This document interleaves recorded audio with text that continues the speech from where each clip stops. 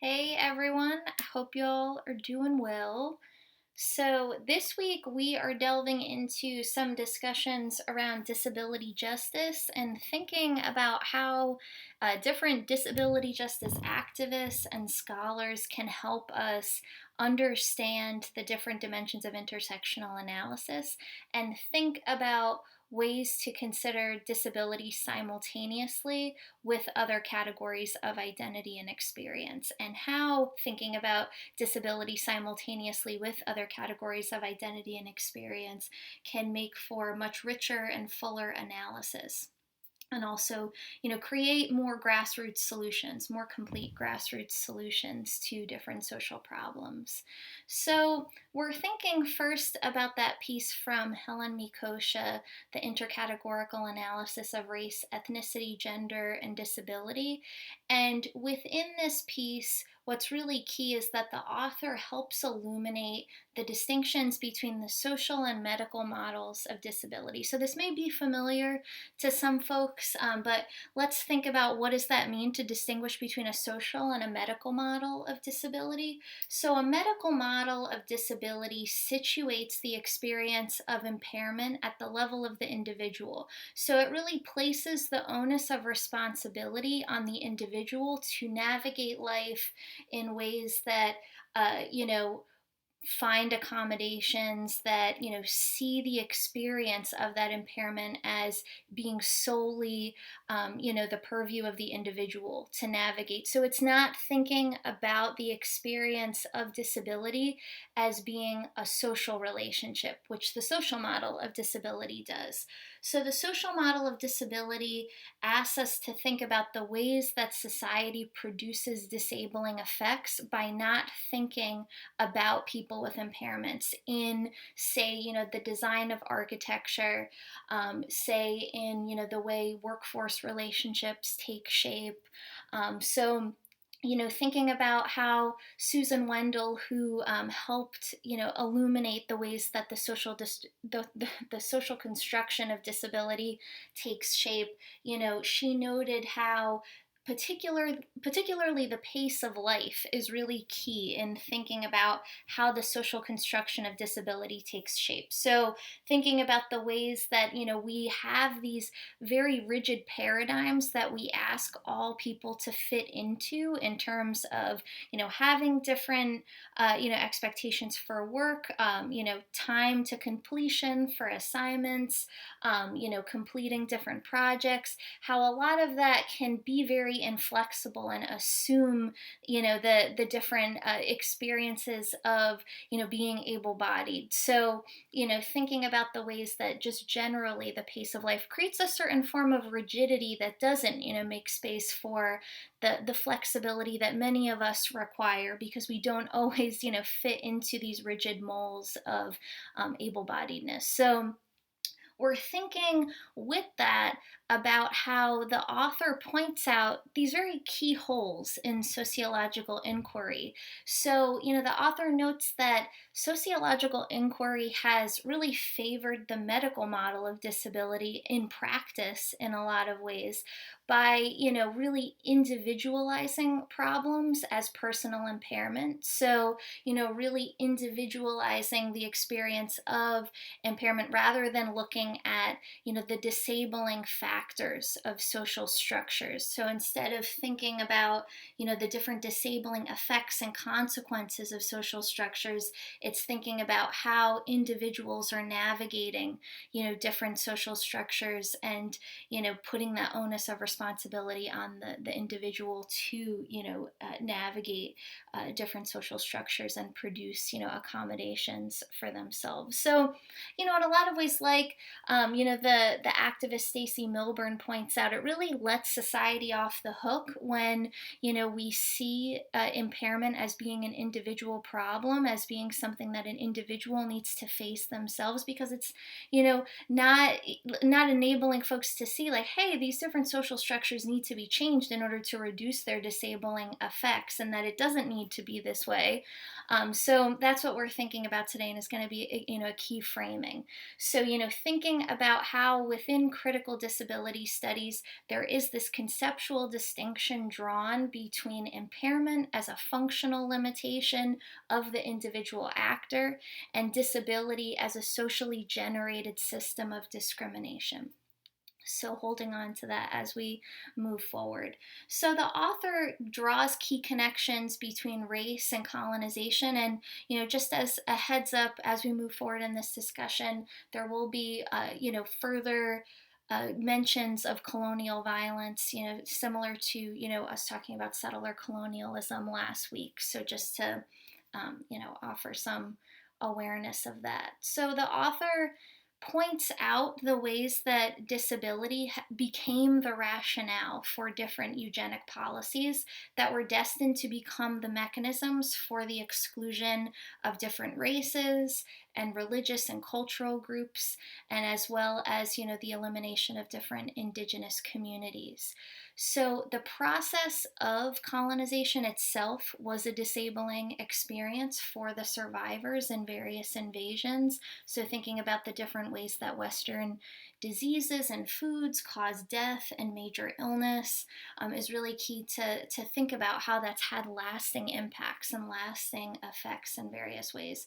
So we're also thinking about the ways that gender intersects here as well, and thinking about the forced sterilization of Indigenous women, the forced sterilization of disabled women over the course of generations. So thinking about how forced sterilization has been used in accordance with perceptions of fitness for reproductive capacities, and how that is held on to very clearly ableist expectations and ableist understandings of reproductive fitness. So even this notion of fitness is very intertwined with different forms of eugenics and whatnot, and has a very clear racist history intertwined with it.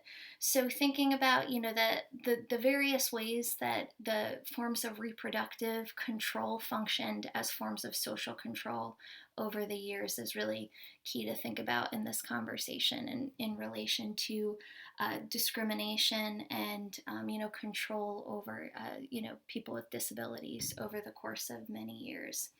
So it's important to note that the author asks us to think intracategorically when we're thinking about disability. So this is, in other words, as she points out, questioning the finer intersections of categories and the differences within the category of disability and impairment.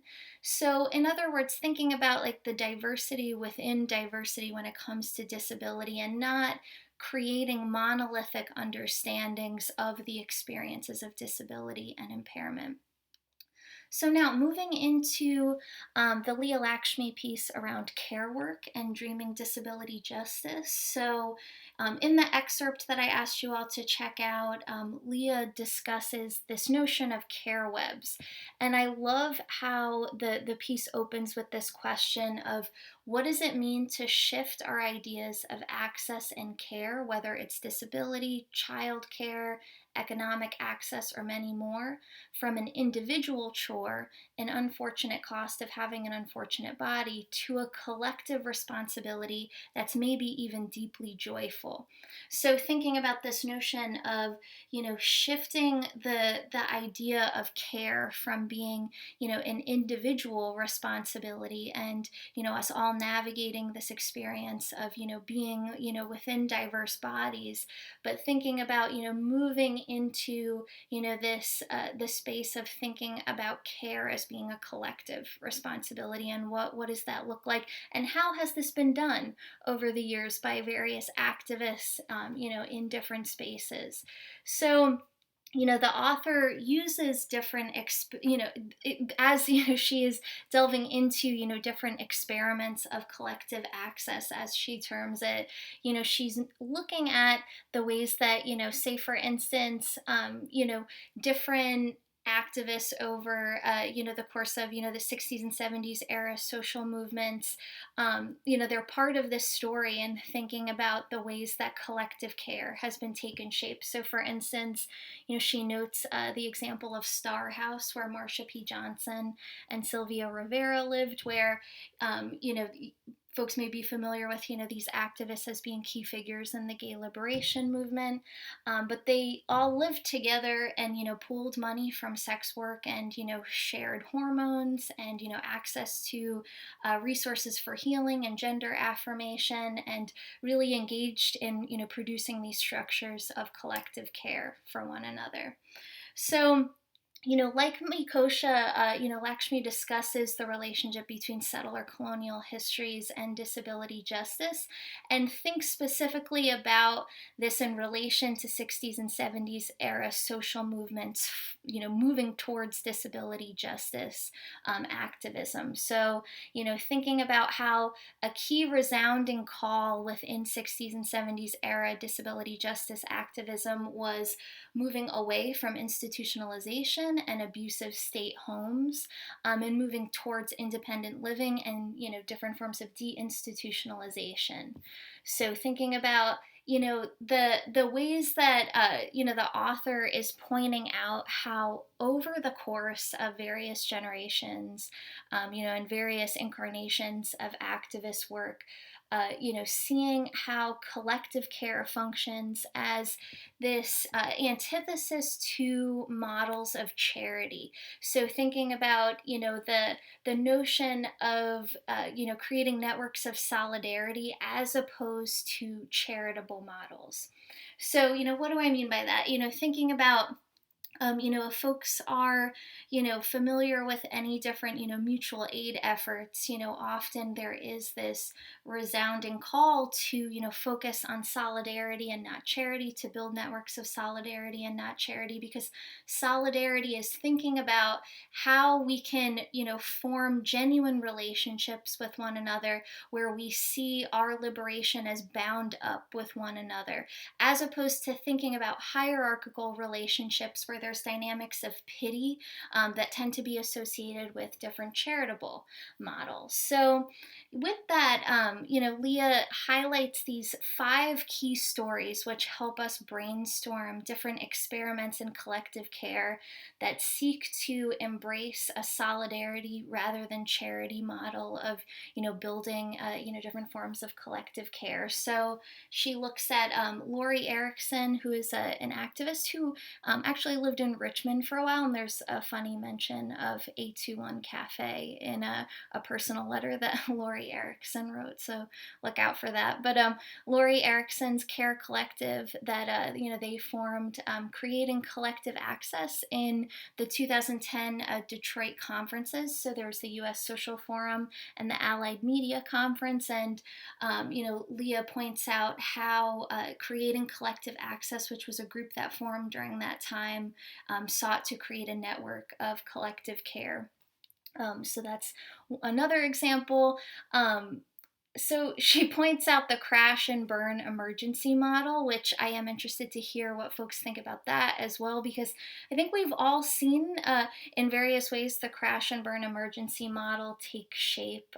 So, she points out the ways that the crash and burn emergency model could be seen as when different activists, recognize that, an able-bodied person has had an emergency and, rush to create a GoFundMe or rush to, produce different forms of collective care. But when people realize that that person's disability is going to be more of a long-term situation that, people are going to need to provide collective care for on an ongoing basis, how, sometimes that the efforts can only be limited to, short-term structures of collective care. So you all will read about it, and I'm curious, to see what y'all think.